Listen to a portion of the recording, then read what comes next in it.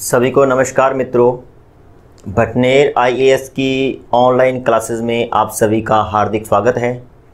मैं गुरमीत सिंह और हम बात कर रहे थे संवैधानिक विकास की, यानी कि हमारे संविधान के हिस्टोरिकल बैकग्राउंड की।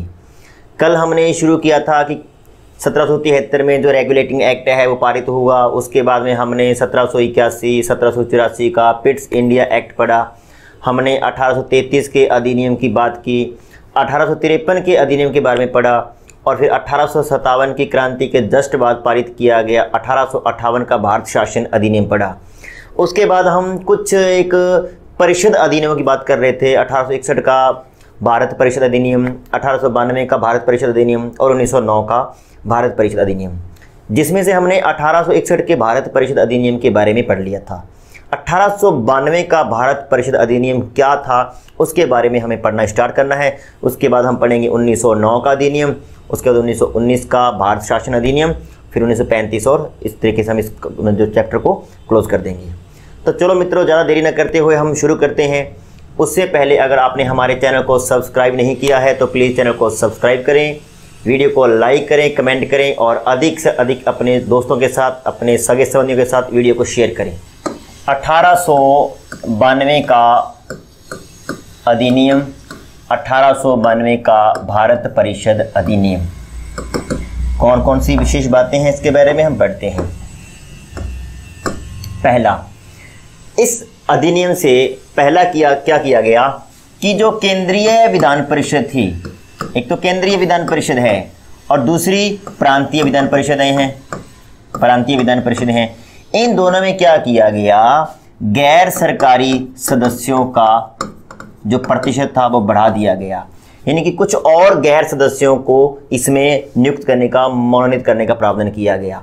हालांकि सरकार ने ख्याल रखा था कि सरकारी अनुपात गैर सरकारी सदस्य, ये जो है इस तरीके से बैलेंस करना है कि सरकारी सदस्यों का बहुमत रहे, सरकारी सदस्यों का बहुमत रहे, लेकिन गैर सरकारी सदस्यों की संख्या को जरूर बढ़ा दिया गया। लेकिन इतना याद रखना, प्रश्न ये बन सकता है, ये प्रश्न कैसे भी बन सकता है। 1892 की अधिनियम द्वारा प्रांतीय विधानसभाओं में गैर सरकारी सदस्यों के अनुपात को बढ़ा दिया गया। देखिए, अनुपात को नहीं बढ़ाया था, अनुपात 50% से अभी भी कम है। हाँ, सदस्य संख्या जरूर बढ़ाई गई है, लेकिन इस चीज़ को भी ख्याल में रखा है कि बहुमत अभी भी सरकारी सदस्यों का ही होना चाहिए।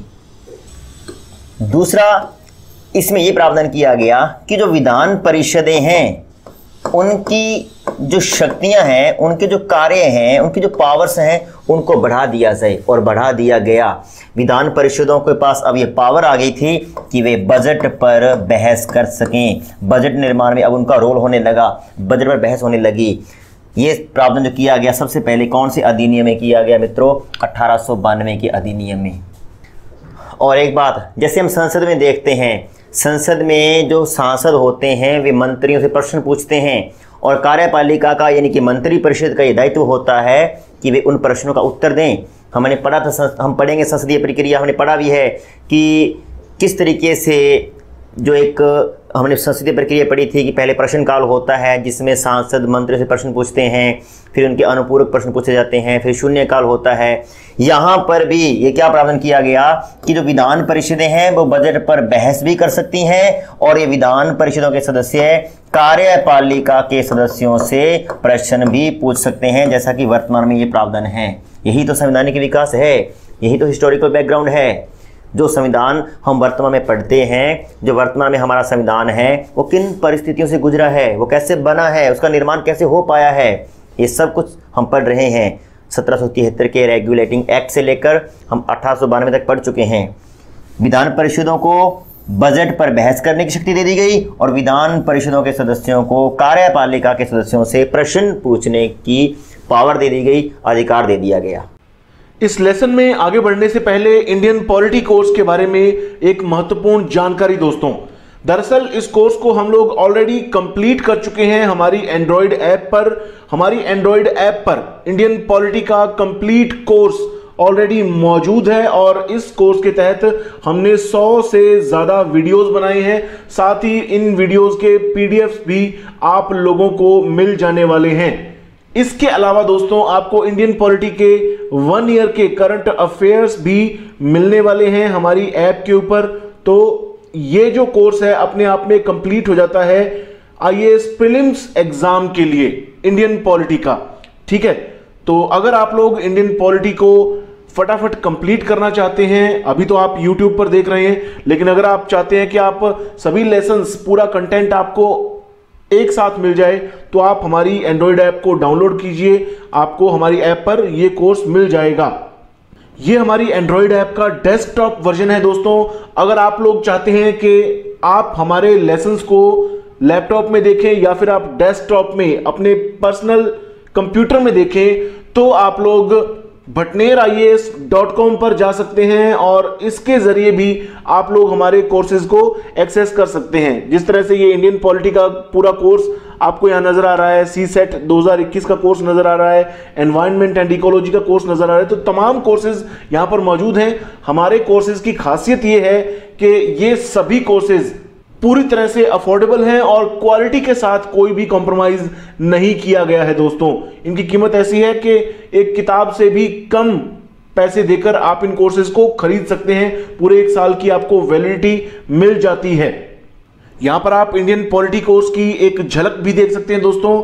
आपके सामने है 104 वीडियोज अभी इसके अंदर मौजूद हैं और 2 या 3 वीडियोज ही आनी इस कोर्स में बाकी है, तो जल्दी ही अपलोड हो जाएंगी। और देखिए 75 पीडीएफ भी इसके तहत अपलोड किए जा चुके हैं, तो जो भी थोड़े बहुत पीडीएफ बचे हैं वो भी बहुत जल्दी थोड़े दिनों के अंदर ही कंप्लीट कर दिए जाएंगे। तो अपने आप में ये कोर्स मुकम्मल है दोस्तों। वीडियोस तो आप लोग पूरी मानिए। देखिए किस तरह से हमने कवर किया है। यहां पर ये देखिए चैप्टर, देखिए हिस्टोरिकल बैकग्राउंड का जो चैप्टर बना हुआ है, इस चैप्टर के अंदर आप जाएंगे तो आपको 2 वीडियोस मिलेंगी और 2 ही पीडीएफ फाइल्स मिलेंगी। इसी तरह से आप मेकिंग ऑफ द कॉन्स्टिट्यूशन में जाएंगे तो 6 वीडियोस मिलेंगी और 6 इनकी फाइल्स मिलेंगी।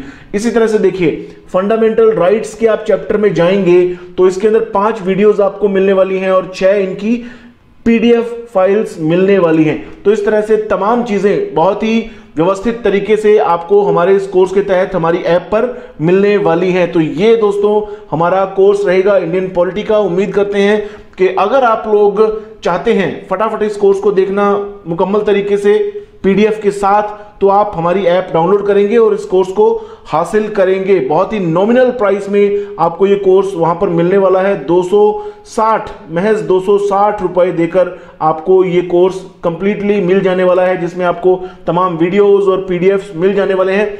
इस कोर्स की एक और खास बात देखिए दोस्तों, जैसा कि मैंने आपको बताया कि आईएएस प्रीलिम्स एग्जाम को ध्यान में रखते हुए इंडियन पॉलिटी का ये कोर्स आप लोगों के लिए बहुत फायदेमंद रहने वाला है। यहां पर देखिए आईएएस प्रीलिम्स एग्जाम्स के जो भी प्रीवियस पेपर्स हुए हैं उनमें इंडियन पॉलिटी के जो भी क्वेश्चंस आए हैं ज्यादातर हमने कवर किए हैं। खास तौर पर पिछले 17 सालों के प्रीवियस 17 ईयर्स के जो भी एमसीक्यूज रहे हैं इंडियन पॉलिटी विषय के, वो हमने कवर किए हैं। 2004 से लेकर आईएएस प्रीलिम्स 2020 तक के सभी प्रीवियस ईयर्स एमसीक्यूज कवर किए गए हैं इंडियन पॉलिटी के। तो ये कोर्स आप लोगों के बहुत ज्यादा काम में आने वाला है, आपको बहुत ज्यादा फायदा पहुंचाने वाला है। तो फटाफट हमारी Android app Bhatner IAS download कीजिए और एक्सप्लोर कीजिए हमारे तमाम कोर्सेज को। अगला है मित्रों 1909 का अधिनियम, जिसको कहा जाता है मॉर्ले मिंटो अधिनियम। मॉर्ले मिंटो अधिनियम। अब देखिए मॉर्ले उस समय सचिव थे और वायसराय कौन थे उस समय मित्रों? मिंटो थे वायसराय। प्रश्न ये पूछ भी सकता है, सीधा सा प्रश्न पूछ ले कि 1909 के अधिनियम के समय भारत सचिव कौन थे, भारत के वायसराय कौन थे? तो देखिए नाम में ही लिखा है, जो मॉर्ले थे वो सचिव थे, लॉर्ड मिंटो थे वो समय के वायसराय थे, और ये था 1909 का अधिनियम। देखिए 1909 के अधिनियम से पहले हम थोड़ा सा इसके इतिहास में जाते हैं। 1905 में बंगाल का विभाजन किया गया। लॉर्ड कर्जन उस समय भारत के वायसराय थे। बंगाल का विभाजन किया गया। अब प्रश्न आता है कि बंगाल का विभाजन किस बेस पे किया गया था? ये बंगाल था, इसके 2 पार्ट कर दिए गए। ये है पूर्वी बंगाल और ये है पश्चिमी बंगाल। हम कह सकते हैं कि बंगाल का जो विभाजन किया गया था वो सांप्रदायिक के आधार पर किया गया था। सांप्रदायिकता के आधार पर, सांप्रदायिकता का मतलब है कि धर्म के आधार पर बंगाल को बांटा गया था। मुस्लिम बाहुल्य क्षेत्र और हिंदू बाहुल्य क्षेत्र को दो भागों में बांट दिया गया। पूर्वी बंगाल जो कि मुस्लिम बाहुल्य क्षेत्र है और पश्चिम बंगाल जो कि हिंदू बाहुल्य क्षेत्र है, इसको बांट दिया गया। लेकिन 1905 में जैसे बंगाल का विभाजन हुआ, इसका विरोध होना शुरू हुआ। भंग आंदोलन, आप सभी लोगों ने इसको पढ़ रखा है, सुन रखा है। और 1911 में जाकर इस बंगाल विभाजन को रद्द भी कर दिया था। जॉर्ज पंचम भारत आए थे और जब भारत आए थे तो उन्होंने दो काम किए थे उस समय। दो काम कौन कौन से किए थे? एक तो ये जो बंगाल विभाजन है इसको रद्द कर दिया था, और दूसरा मित्रों राजधानी परिवर्तन। हमारी राजधानी कलकत्ता से दिल्ली बनने जा रही थी, राजधानी परिवर्तन। ये दो काम बड़े इंपॉर्टेंट हैं इस समय। हालांकि उस समय के जो वायसराय थे उन पे बम भी फेंका गया था, होर्डिंग्स, बम कांड हुआ था। और थोड़ा सा ये भी बता दूं कि उस बम कांड के तहत 4 भारतीयों को फांसी की सज़ा हुई थी। अवध बिहारी, अमित चंद, बाल मुकुंद और बसंत कुमार, इन 4 भारतीयों को होर्डिंग्स बम कांड के तहत फांसी की सज़ा भी हुई थी। ये तो था इससे संबंध 1909 के अधिनियम से।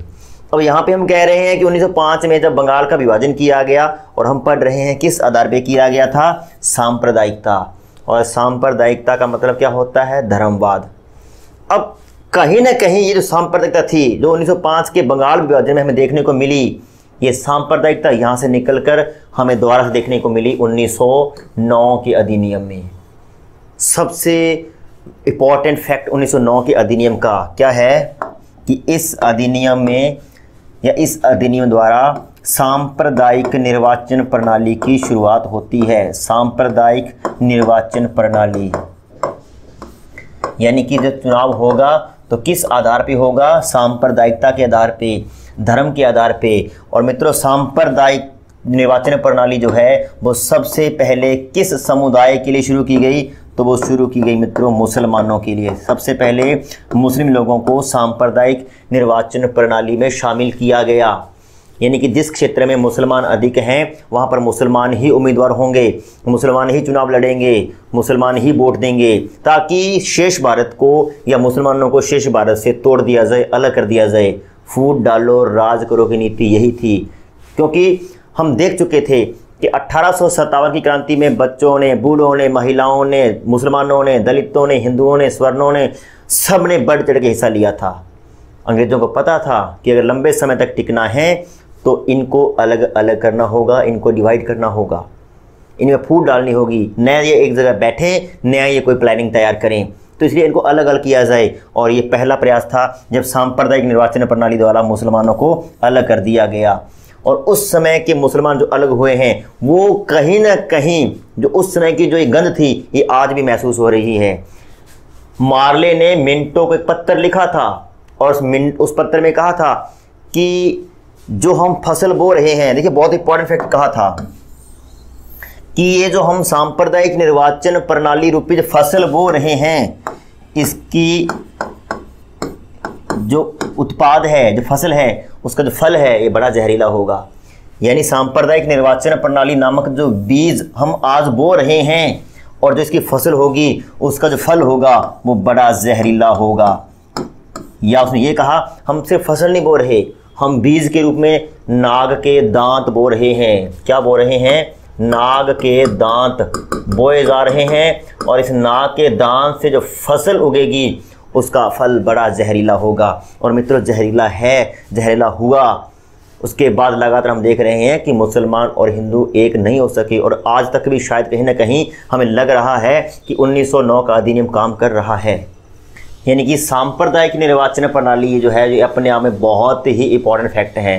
हज़ारों बार प्रश्न पूछे गए हैं कि भारत में सांप्रदायिक निर्वाचन प्रणाली की शुरुआत कब होती है, किस अधिनियम द्वारा होती है? तो 1909 का मार्ले मिंटो अधिनियम इसका उत्तर होगा। अब देखिए दूसरा फैक्ट भी इसमें आप में बड़ा इंपॉर्टेंट है।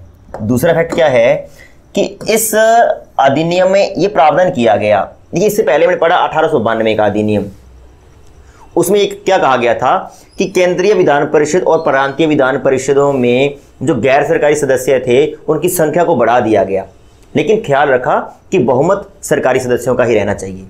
लेकिन इस एक्ट में क्या किया गया कि जो केंद्रीय विधानसभाएं हैं, केंद्रीय विधानसभाओं में तो बहुमत जो है वो सरकारी सदस्यों का ही रहना चाहिए, बहुमत सरकारी सदस्यों का रहना चाहिए।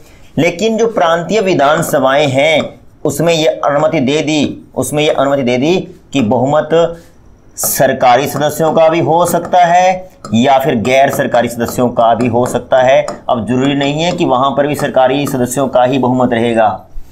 देखिए ये प्रश्न भी इंपॉर्टेंट है कि किस अधिनियम द्वारा प्रांतीय विधानसभाओं में गैर सरकारी सदस्यों के अनुपात को बढ़ाने की अनुमति दे दी गई, गैर सरकारी सदस्यों के अनुपात को बढ़ाने की बात को स्वीकार कर लिया गया। तो ये है 1909 का मार्लियामेंटो अधिनियम। बेसिकली इसमें दो इफेक्ट हैं और जो अपने आप में बहुत महत्व रखते हैं।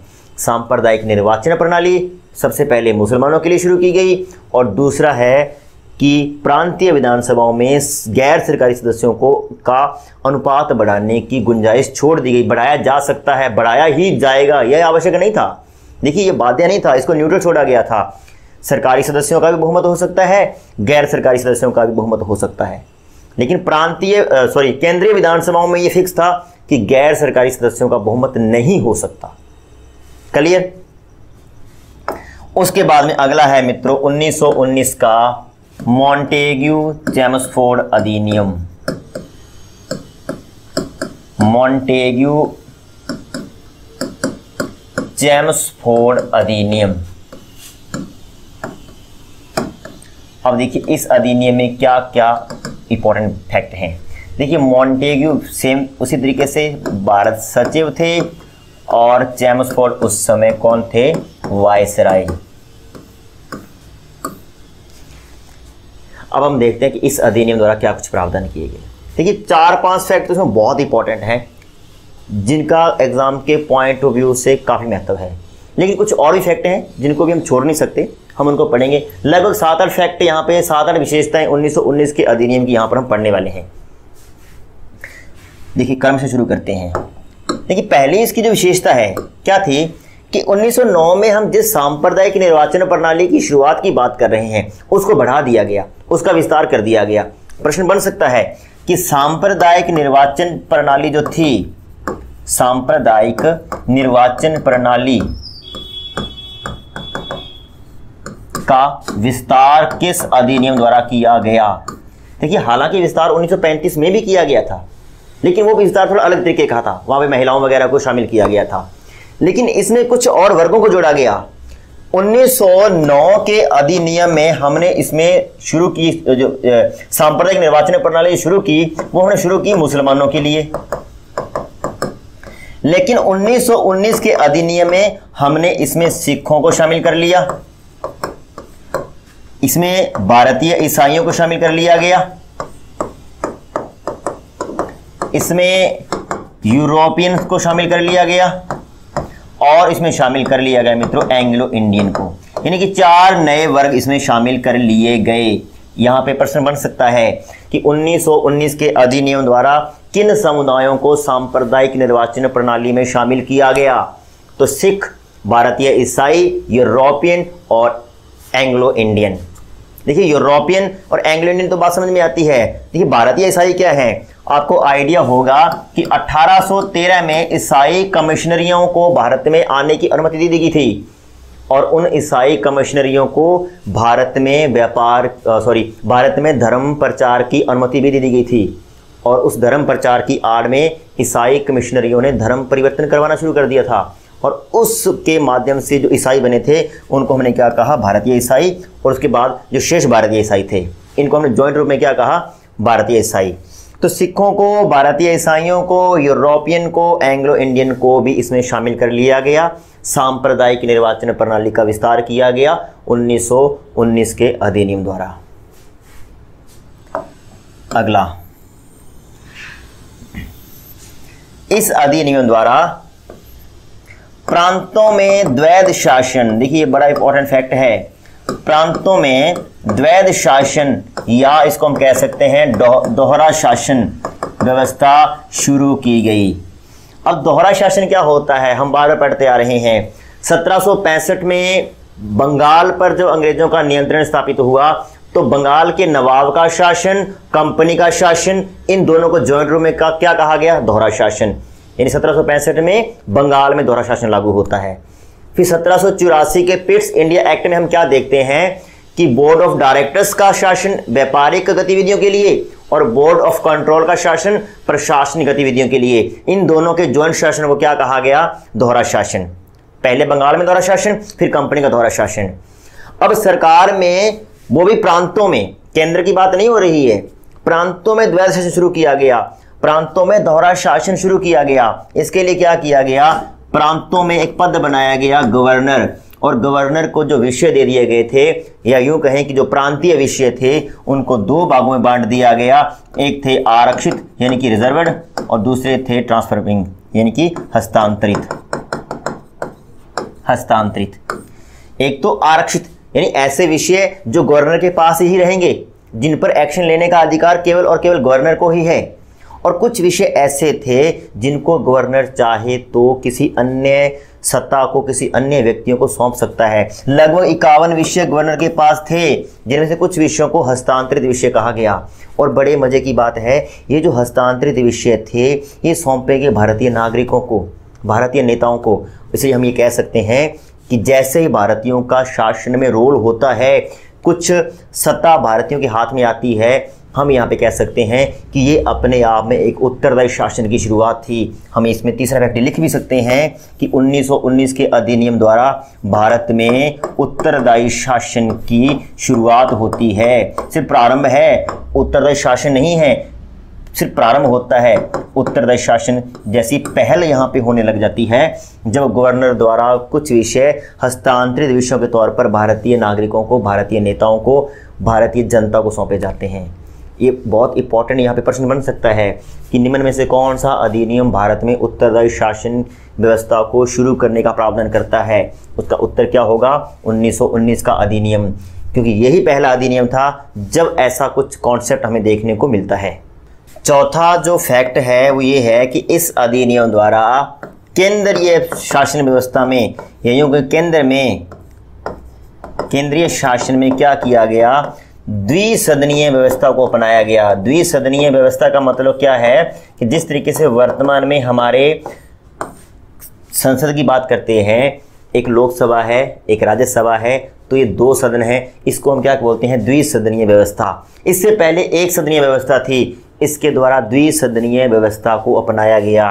लेकिन यहाँ पे कंफ्यूज नहीं होना मित्रों, प्रांतों में तो था द्वैध शासन, और द्वैध शासन क्या होता है हम पढ़ चुके हैं, लेकिन केंद्र में द्वैध शासन नहीं है, केंद्र में द्विसदनीय संसद की बात की गई है, जिसमें लोकसभा और राज्यसभा जैसा कॉन्सेप्ट आया।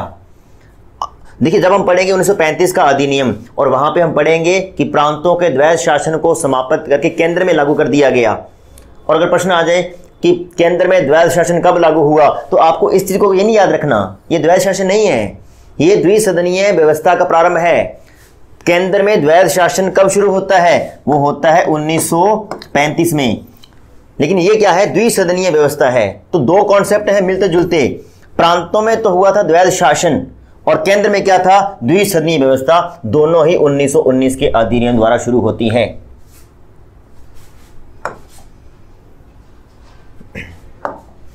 नेक्स्ट, इस अधिनियम में सबसे पहले ये उल्लेख किया गया था कि महिलाओं को मताधिकार दिया जाएगा। महिला मताधिकार का उल्लेख सबसे पहले कौन से अधिनियम में किया गया? तो मित्रों, वो अधिनियम है 1919 का अधिनियम। सबसे पहले इसी अधिनियम में इस बात का उल्लेख किया गया था कि महिलाओं को मताधिकार जैसा अधिकार दिया जाना चाहिए। नेक्स्ट, इस अधिनियम में एक और बात थी, और वो बात थी लोक सेवा आयोग। लोक सेवा आयोग का गठन, यानी कि अब भारत में लोक सेवा आयोग होना चाहिए, भारत में लोक सेवा आयोग का गठन होना चाहिए। यानी कि सिविल सेवा की जो परीक्षाएं होती है, पहले उसकी परीक्षाएं लंदन में आयोजित की जाती थी।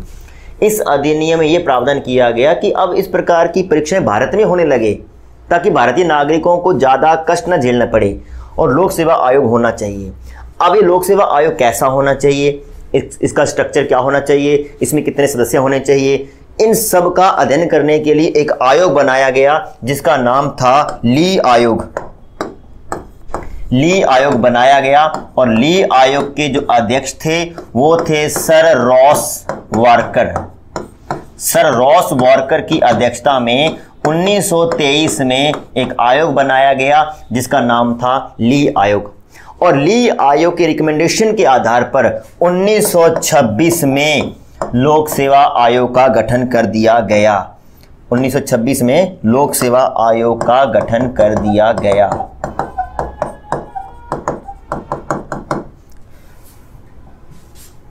अब देखिए 1926 में जो लोक सेवा आयोग बनाया भी गया, 1926 में जो लोक सेवा आयोग बनाया गया वो कैसा था? तो 1923 में सर रॉस वॉकर की अध्यक्षता में जो आयोग बनाया था उसने रिकमेंड किया कि जो लोक सेवा आयोग है वो केंद्रीय लोक सेवा आयोग होना चाहिए। केंद्रीय मतलब सेंट्रल पब्लिक सर्विस कमीशन होना चाहिए। और 1926 में मित्रों हमने बना दिया सेंट्रल पब्लिक सर्विस कमीशन। लेकिन बाद में जब 1935 के हम अधिनियम की बात करते हैं या 1935 में क्या हुआ, इस सेंट्रल पब्लिक सर्विस कमीशन का नाम चेंज करके क्या बना दिया गया, इसको बना दिया गया federal public service commission. Federal public service commission. पहले ये केंद्रीय लोक सेवा आयोग था, फिर इसको बना दिया संघीय लोक सेवा आयोग, क्योंकि 1935 में संघात्मक शासन व्यवस्था जैसा कुछ प्रावधान शुरू होता है।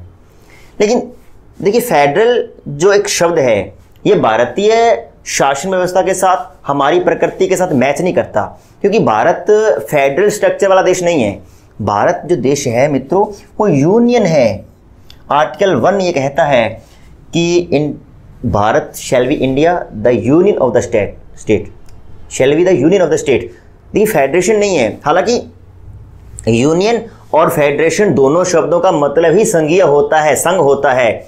लेकिन एक संघ होता है जो समझौते द्वारा बनाया गया हो। जैसे अमेरिका है, पहले 13 स्वतंत्र प्रांत इकट्ठे हुए और इन 13 स्वतंत्र प्रांतों ने इकट्ठा होकर क्या किया, एक समझौता किया और उस समझौते से एक संघ बनाया।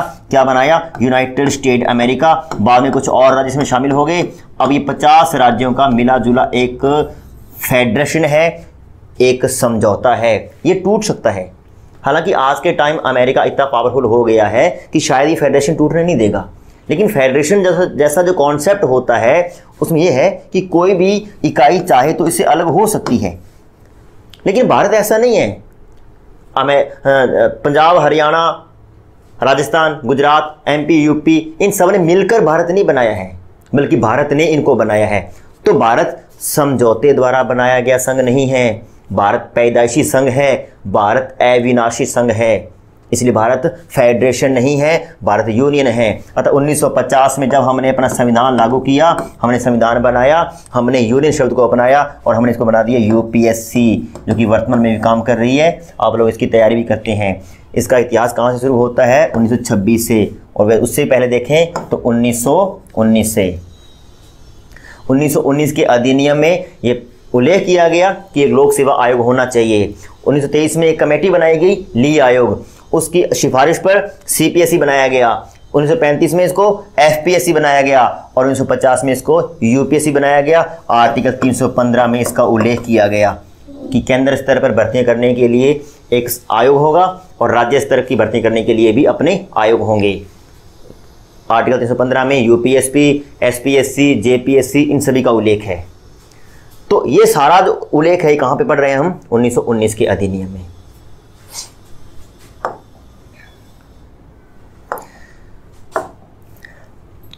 इस अधिनियम द्वारा 1921 में नरेंद्र मंडल का भी गठन किया गया। नरेंद्र मंडल। नरेंद्र का मतलब क्या होता है? राजा, शासक, नरेश। यानी कि राजा जो जैसी रियासतें थी उनके जो मालिक थे, शासक थे, जो राजा लोग थे, उनका भी एक मंडल बनाया गया और उस मंडल का गठन कब किया गया? 1921 में। और उसके जो अध्यक्ष बनाए गए मित्रों वो बनाए गए महाराजा गंगा सिंह। महाराजा गंगा सिंह को उसका चांसलर बनाया गया, अध्यक्ष बनाया गया, सभापति बनाया गया, एक ही बात है। 1921 में इस नरेंद्र मंडल का गठन होता है। लेकिन ये प्रावधान कौन से एक्ट में थे? 1919 के मॉन्टेग्यू चेम्सफोर्ड अधिनियम में।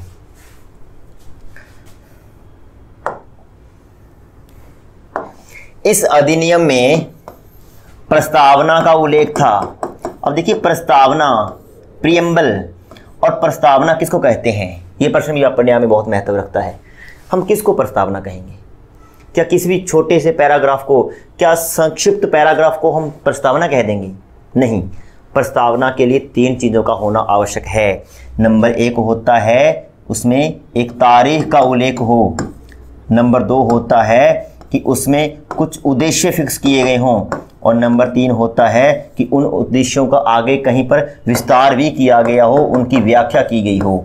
जिस भी पैराग्राफ में 3 चीज़ें हैं कि उसमें तारीख का उल्लेख है, उसमें कुछ उद्देश्य फिक्स किए गए हैं और फिर बाद में उन उद्देश्यों का आगे विस्तार भी किया गया है, तो ऐसे किसी भी पैराग्राफ को हम प्रियम्बल कह सकते हैं। 1919 के अधिनियम में जो प्रियम्बल थी उसमें तीनों चीज़ों का उल्लेख था। उसमें तारीख थी, उसके उद्देश्य थे, उनका आगे विस्तार भी किया गया था। तो ये भी अपने आप में इंपॉर्टेंट फैक्ट है। हमारी प्रस्तावना है, उसमें तारीख का उल्लेख है 26 नवंबर 1949। उसमें कुछ उद्देश्य लिखे गए हैं कि हमारे देश की शासन व्यवस्था कैसी होगी, लोकतंत्रीय होगी, गणतंत्रीय होगी, संपूर्ण प्रभुत्व संपन्न होगी, समाजवादी होगी, पंथ निरपेक्ष होगी। उसमें नागरिकों के लिए कुछ अधिकार, कुछ न्याय, समानताएं हमने फिक्स कर रखी हैं। ये भी सारे उद्देश्य हैं और उन उद्देश्यों को प्राप्त करने के लिए जगह जगह पर संविधान के विभिन्न भागों में उनका विस्तार भी किया गया है। इसलिए तो प्रस्तावना को हम प्रस्तावना कह देते हैं, क्योंकि इसमें ये तीनों चीज़ें हैं। तो ये कुछ विशेषताएं हैं 1919 के अधिनियम की। मुझे उम्मीद है कि आपको ये फैक्ट अच्छे से समझ में आ रहे होंगे। तो मित्रों, 1919 का अधिनियम हमने पढ़ लिया है। अब हम पढ़ने जा रहे हैं 1935 का भारत शासन अधिनियम। लेकिन इस दौरान कुछ एक ऐतिहासिक घटनाएं हैं जिनको पढ़े बगैर हम 1935 के अधिनियम की रूपरेखा तैयार नहीं कर सकते कि 1935 के अधिनियम में कौन से प्रावधान थे। तो चलो हम पहले इस चीज़ को, यानी कि इस एरिया को पहले पढ़ते हैं कि इस टाइम पीरियड में क्या क्या ऐतिहासिक घटनाएं घटी। देखिए, 1919 का जो अधिनियम था उसमें प्रावधान किया गया था कि 1919 के अधिनियम की 10 वर्ष बाद समीक्षा होगी, इसका अवलोकन होगा, यानी कि इसको रिव्यू किया जाएगा, इसमें क्या सही है, इसमें क्या गलत है, कुछ फीडबैक मिलेंगे, कुछ नया मैटर जोड़ा जाएगा और इस तरीके से एक मैटर इकट्ठा करके हम एक और एक्ट बना देंगे जो भारत के लिए लागू कर दिया जाएगा। और ये काम करने के लिए 1927 में, हालांकि देखिए 10 वर्ष का मतलब क्या होता है 1929, लेकिन 1927 में ही ब्रिटेन सरकार ने एक आयोग बना दिया और वो कौन सा आयोग था? साइमन आयोग, जिसको हम बोलते हैं साइमन कमीशन। साइमन कमीशन का गठन किया गया 1927 में और 1928 में ये कमीशन भारत आया। और सबसे पहले कहां पर आया? सबसे पहले ये आया बंबई में। लेकिन इस कमीशन का भारत में बड़ा विरोध हुआ, काले झंडे दिखाए गए, साइमन कमीशन गो बैक, ये नारे लगाए गए, साइमन कमीशन वापस जाओ, बहुत ज़बरदस्त विरोध हुआ। लेकिन प्रश्न ये उठता है कि साइमन कमीशन के इतने ज़बरदस्त विरोध का कारण क्या था? कारण था कि साइमन कमीशन में कोई भारतीय नहीं था, टोटली इसमें अंग्रेज थे। हम लोग चाह रहे थे कि आपको अगर फीडबैक ही लेने हैं 1919 के अधिनियम के, तो इसमें कुछ भारतीयों को भी मौका दिया जाए ताकि हम भी कुछ बता सकें कि 1919 का अधिनियम कैसा है, इसमें क्या सुधार की गुंजाइश है, इसमें क्या कमियां हैं। लेकिन चूंकि साइमन कमीशन में कोई भी भारतीय नहीं था, इसलिए इसका ज़बरदस्त विरोध किया गया। लाहौर में इस कमीशन का विरोध कर रहे थे लाला लाजपत राय और साइमन कमीशन गो बैक का नारा भी लाला जी द्वारा दिया गया था। लेकिन आपको आइडिया होगा कि लाला जी पर सैंडर्स ने लाठियों का प्रहार करवा दिया उस दौरान। तब लाला जी पर जब लाठियों का प्रहार हो रहा था, उन्होंने एक बात कही थी जिसने हमारे पूरे के पूरे भारतीय संवैधानिक संग्राम या भारतीय स्वाधीनता संग्राम को ही चेंज कर दिया। उन्होंने कहा था कि मेरे शरीर पर पड़ता एक एक प्रहार, लाठी का एक एक प्रहार ब्रिटिश साम्राज्य की ताबूत में कील के समान सिद्ध होगा, और हुआ भी। बाद में आपको आइडिया है कि उसी सैंडर्स को भगत सिंह, राजगुरु और सुखदेव ने मार दिया था। उसी कारण से भगत सिंह, राजगुरु, सुखदेव को फांसी भी हुई थी। हम इस पर धीरे धीरे आते हैं। पहले हम ये देखते हैं कि 1928 में साइमन कमीशन भारत आया। सबसे पहले बम्बई में आया, इसका विरोध हुआ क्योंकि साइमन कमीशन में कोई भारतीय नहीं था। अब जैसे ही साइमन कमीशन आया, उसका विरोध किया गया, तो इसी समय 1928 में मोतीलाल नेहरू ने एक रिपोर्ट रखी मोतीलाल नेहरू ने एक रिपोर्ट रखी जिसको बोलते हैं नेहरू रिपोर्ट। नेहरू रिपोर्ट। उसके बाद 1930, 1931 और 1932 में 3 गोलमेज सम्मेलनों का आयोजन लंदन में किया गया। गोलमेज सम्मेलन। हालांकि अगर हम बात करते हैं कि इन गोलमेज सम्मेलनों में कांग्रेस पहुंची थी कि नहीं पहुंची थी, तो देखिए 1931 के सम्मेलन में ही कांग्रेस पहुंच पाई। सिर्फ 1931 के सम्मेलन में कांग्रेस पहुंच पाई और यूं कहें कि गांधी जी के नेतृत्व में पहुंच पाई। डॉक्टर अंबेडकर दलितों के प्रतिनिधि के रूप में तीनों सम्मेलनों में उपस्थित थे। 1930 में कांग्रेस क्यों नहीं पहुंच पाई? क्योंकि इस समय गांधी ने लॉर्ड इरविन के सामने अपनी कुछ डिमांड्स रखी। उनकी कुछ 11 सूत्री मांग थी, कुछ कुल मिलाकर 11 मांगे थी, लेकिन चूंकि लॉर्ड इरविन और गांधी जी के बीच में किसी भी तरीके की कोई बात सेट नहीं हो पाई, इस कारण से गांधी जी नाराज हो गए। गांधी जी ने एक बात कही कि मैंने घुटने टेक कर रोटी मांगी, बदले में मुझे पत्थर मिले। अब इंतजार की घड़ियां समाप्त हुई और गांधी जी ने सविनय अवज्ञा आंदोलन, जिसको नमक सत्याग्रह कहते हैं, जिसको दांडी मार्च भी कहते हैं, शुरू किया और दांडी जाकर नमक बनाया, नमक कानून तोड़ा। 1931 के सम्मेलन में गांधी जी पहुंचे क्योंकि लॉर्ड इरविन ने गांधी जी की 11 मांगों को मान लिया था। और 1932 में गांधी जी क्यों नहीं पहुंचे, इसके पीछे भी कारण है। अब जैसे ही 1931 के सम्मेलन में गांधी जी पहुंचे तो गांधी जी को सुनने में आया कि अंग्रेज सांप्रदायिक निर्वाचन प्रणाली में दलितों को भी शामिल करने जा रहे हैं। क्योंकि दलितों को सांप्रदायिक निर्वाचन प्रणाली में शामिल किया जा रहा है, गांधी जी को यह बात जची नहीं। गांधी जी वापस भारत आए और यहां पर आकर द्वितीय सविनय अवज्ञा आंदोलन शुरू कर दिया। कौन सा आंदोलन? सेकंड, द्वितीय सविनय अवज्ञा आंदोलन शुरू कर दिया 1931 में। लेकिन गांधी जी को पकड़कर जेल में डाल दिया गया। कौन सी जेल थी? यरवदा नामक जेल है महाराष्ट्र में, वहां पे डाल दिया गया। और 1932 में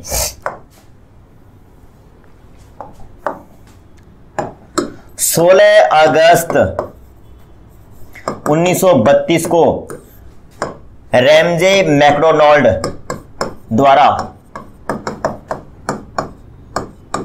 एक घोषणा की गई जिसको बोलते हैं सांप्रदायिक पंचाट, जिसको बोलते हैं कम्युनल अवार्ड। सांप्रदायिक पंचाट या जिसको बोलते हैं कम्युनल अवार्ड की घोषणा कर दी। इसका मतलब क्या था कि दलितों को सांप्रदायिक निर्वाचन प्रणाली में शामिल कर लिया गया। जिस बात को लेकर गांधी जी को डर था, दलितों को सांप्रदायिक निर्वाचन प्रणाली में शामिल कर लिया गया। अब गांधी जी उसमें जेल में थे। 20 सितंबर 1932 को यह बात गांधी जी को पता चली। गांधी जी ने आमरण अनशन शुरू कर दिया। आमरण अनशन शुरू कर दिया। 25 सितंबर 1932 को गांधी जी और अंबेडकर के मध्य समझौता होता है, पूना समझौता। क्योंकि जरवदा जेल कहाँ पे है? महाराष्ट्र में, और पूना महाराष्ट्र में है, तो वहाँ पे समझौता होता है, इसलिए इसको पूना पैक्ट भी बोलते हैं, गांधी अंबेडकर समझौता भी बोलते हैं। और इस समझौते के तहत सांप्रदायिक पंचाट को तो हालांकि कैंसिल कर दिया, लेकिन यहाँ से एक नए कॉन्सेप्ट की शुरुआत होती है, आरक्षण की शुरुआत। हालांकि ये पहला मौका नहीं था कि भारत में आरक्षण जैसा कॉन्सेप्ट आया है। सबसे पहले 1892 में भी हम आरक्षण जैसे कॉन्सेप्ट को पढ़ चुके हैं, लेकिन यहां पर जो आरक्षण का कॉन्सेप्ट आया था और वर्तमान का जो आरक्षण है वो कहीं ना कहीं इस पूना पैक्ट से, इस गांधी अंबेडकर समझौते से, सितंबर 1932 का ये समझौता था, उसके साथ इसके जड़ें जुड़ी हुई है। वर्तमान में या हम यूँ कहें कि 1951 से SC ST को जो आरक्षण प्राप्त है वो कहीं ना कहीं पूना पैक्ट की उत्पाद है और यहीं से आरक्षण की शुरुआत होती है भारत में, और उसके बाद लगातार ये आरक्षण बना रहा। इस तरीके से ये 3 सम्मेलन हो गए और सबसे मिलजुल कर बना 1935 का भारत शासन अधिनियम। और भारत शासन अधिनियम की क्या विशेषताएं हैं? 1935 के भारत शासन अधिनियम में क्या कुछ प्रावधान हैं, हम उनको पढ़ते हैं। 1935 का भारत शासन अधिनियम।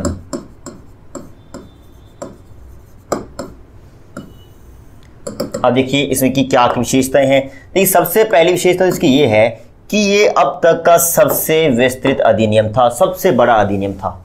1773 के रेगुलेटिंग एक्ट से लेकर और अब हम पहुंच चुके हैं 1935 के दौर में, अब तक का ये सबसे बड़ा अधिनियम था। इसमें क्या कुछ था, इसमें 321 आर्टिकल थे, इसमें 10 शेड्यूल थी और मित्रों इसमें 14 भाग या परिशिष्ट थे, 14 अध्याय थे इसमें।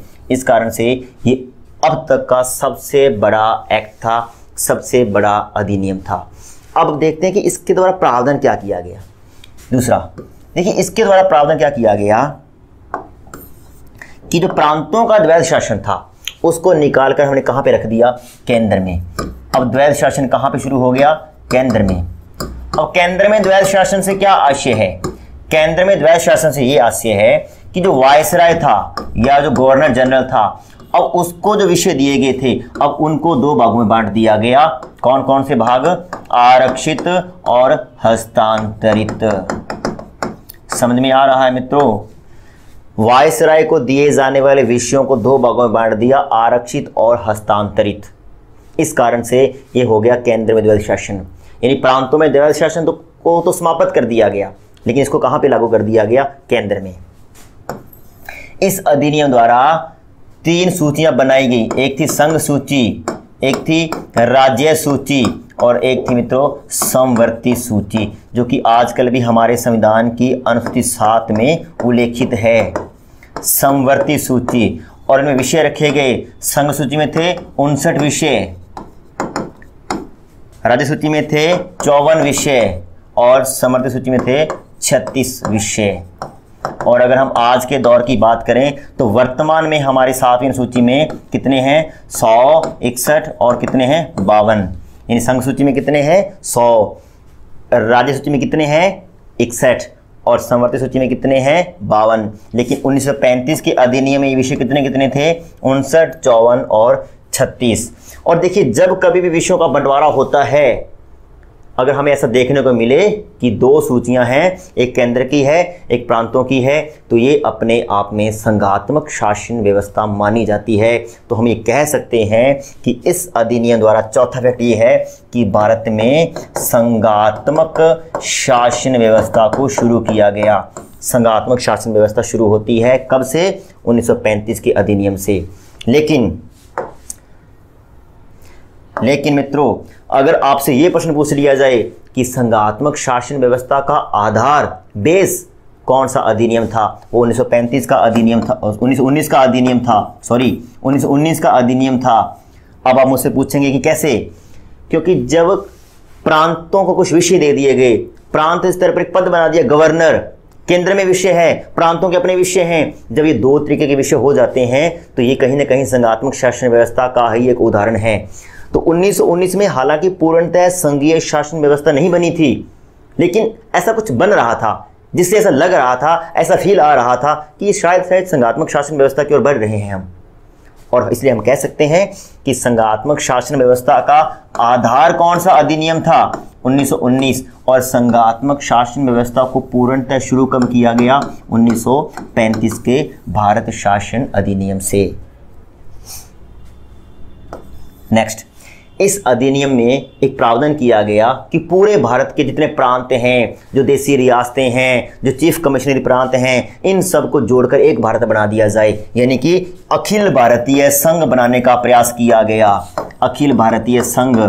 लेकिन मित्रों, ये संघ बन नहीं सका, हमारी बदकिस्मती, क्योंकि देसी रियासतों ने इसका विरोध किया, देसी रियासतों ने इसका विरोध किया, अखिल भारतीय संघ नहीं बन पाया। लेकिन हमारे लिए फैक्ट बन गया कि अखिल भारतीय संघ बनाने का प्रयास जो किया गया था वो कौन से एक्ट, वो कौन से अधिनियम में किया गया, 1935 के अधिनियम में।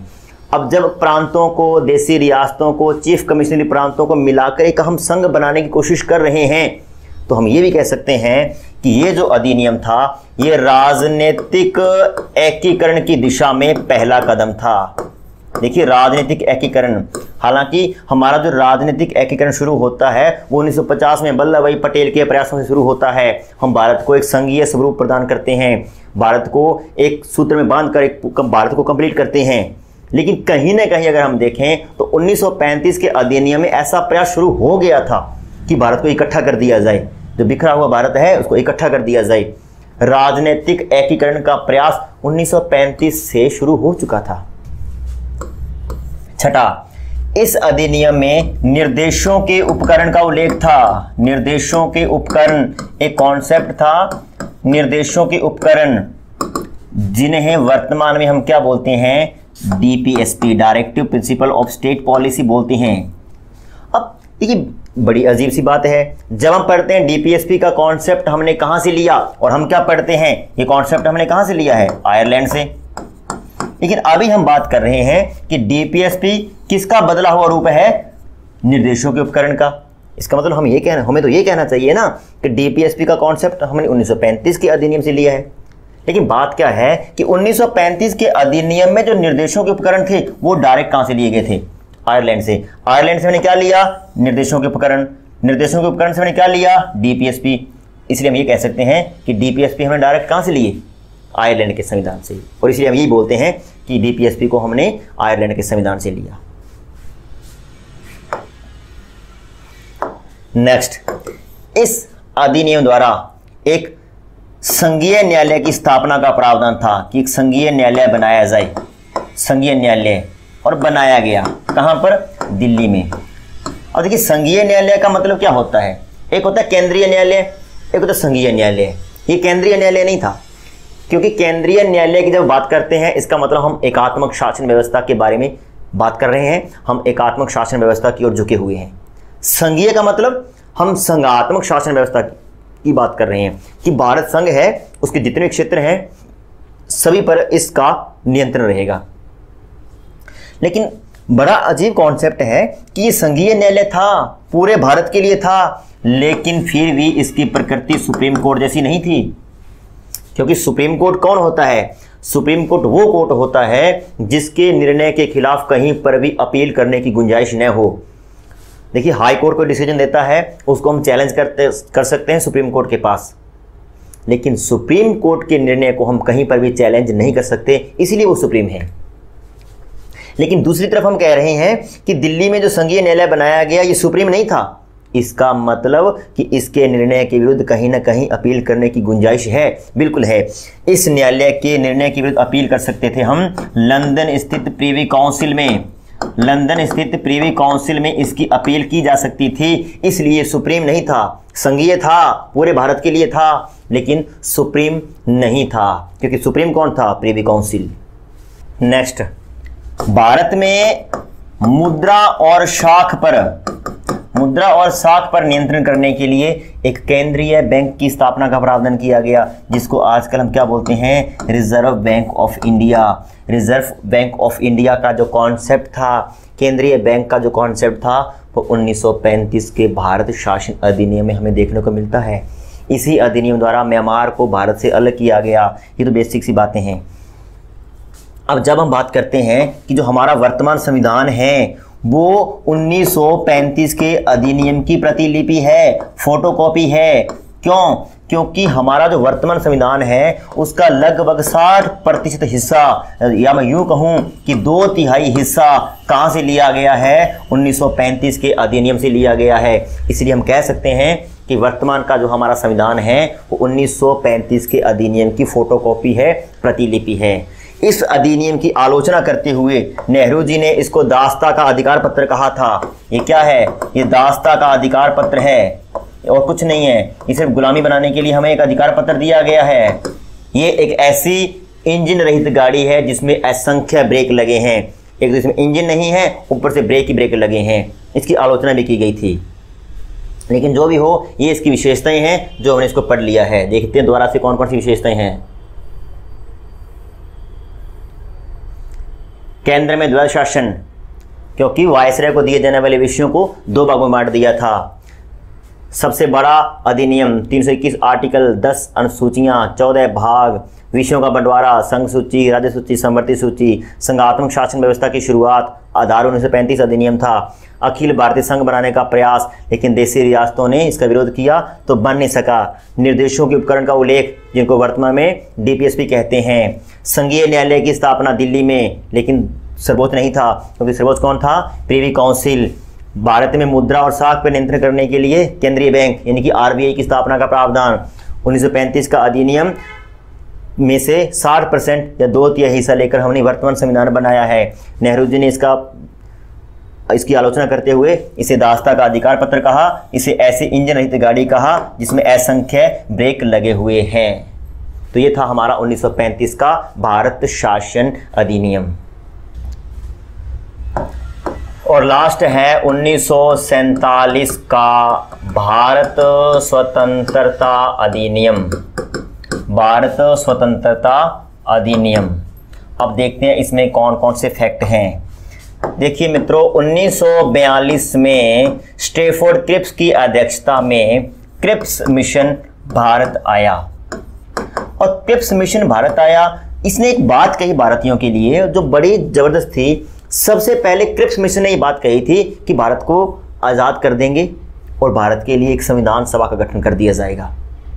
देखिए, ये हालांकि किया नहीं गया था, लेकिन हमारे लिए फैक्ट बन गया कि 1773 या यूँ कहीं 1600 ईस्वी से लेकर और 1942 तक हम आ चुके हैं। लगभग 300-350 साल हो चुके हैं। कभी भी अंग्रेजों के मुंह से भारत के लिए आज़ादी, भारत के लिए संविधान निर्माण की बात नहीं की गई थी। ये पहला अवसर था, ये पहला मौका था जब क्रिप्स मिशन के माध्यम से स्टैफोर्ड क्रिप्स ने ये बात कही कि भारत को आज़ाद करने की सोच रहे हैं, भारत के लिए एक संविधान सभा का गठन कर दिया जाएगा। ये अपने आप में बहुत इंपॉर्टेंट बात थी जो कि अंग्रेजों के मुंह से निकली थी। लेकिन जो भी हो, 1947 के भारत स्वतंत्रता अधिनियम में क्या कुछ उल्लेख था। देखिए, पहला तो ये था कि 2 देश होंगे स्वतंत्र, एक भारत होगा, एक पाकिस्तान होगा, और जो देसी रियासतें हैं वे स्वतंत्र होगी। वे चाहे तो भारत के साथ मिलें, चाहे तो पाकिस्तान के साथ मिलें, और चाहे तो अपना स्वतंत्र अस्तित्व रख सकती हैं। क्योंकि अंग्रेजों ने कहा कि जिन परिस्थितियों में हमने इन रियासतों को अपने अंडर में लिया था, हम चाहते हैं कि जाते हुए हम इनको वैसे के वैसे स्वतंत्र करके जाएं जैसी ये पूर्व में थी। इस अधिनियम में यह भी कहा गया कि जब तक दोनों देश अपना संविधान का निर्माण नहीं कर लेते, दोनों कौन, भारत और पाकिस्तान, तब तक 1935 के अधिनियम द्वारा शासन का संचालन होगा। और बता दूं, ये प्रश्न बहुत बार आता है। अब जैसे ही हमने आज़ादी तो प्राप्त कर ली, लेकिन हमारा जो रूल ऑफ लॉ क्या है, 1935 का अधिनियम। और 1935 के अधिनियम में गवर्नर जनरल या वायसराय के पद का उल्लेख था, तो हमें एक गवर्नर जनरल या वायसराय की जरूरत पड़ी। तो प्रश्न आता है कि स्वतंत्र भारत का प्रथम गवर्नर जनरल या वायसराय कौन था। तो देखिए, माउंटबेटन ही भारत के प्रथम गवर्नर जनरल थे, और यूं कहें कि माउंटबेटन ही अंतिम अंग्रेज थे जो भारत के गवर्नर जनरल या वायसराय बने। उसके बाद हमने सी राजगोपालाचारी को क्या बनाया, गवर्नर जनरल या वायसराय, और 1950 में हमने डॉक्टर राजेंद्र प्रसाद को राष्ट्रपति के रूप में निर्वाचित कर लिया, जो कि भारत के प्रथम राष्ट्रपति थे। तो स्वतंत्र भारत का प्रथम गवर्नर जनरल माउंटबेटन ही थे। प्रथम भारतीय की बात पूछे तो सी राजगोपालाचारी थे, जिनको 1954 में भारत रत्न भी मिला था। 1954 में भारत रत्न किस क्षेत्र में, राजनीति के क्षेत्र में मिला था। 1954 में एस राधाकृष्णन, सी राजगोपालाचारी और सी वी रमन, इन तीनों को भारत रत्न प्रदान किया गया था। ये था 1947 का भारत शासन अधिनियम कि भारत और पाकिस्तान नामक 2 डोमिनेंट स्टेट होंगे। देसी रियासतें चाहे तो भारत चाहे तो पाकिस्तान के साथ रहें, चाहे तो स्वतंत्र रह सकती हैं, जब तक दोनों देश अपने संविधान का निर्माण नहीं कर लेते। 1935 की शासन व्यवस्था, 1935 के भारत शासन अधिनियम के तहत ही शासन व्यवस्था का संचालन होगा।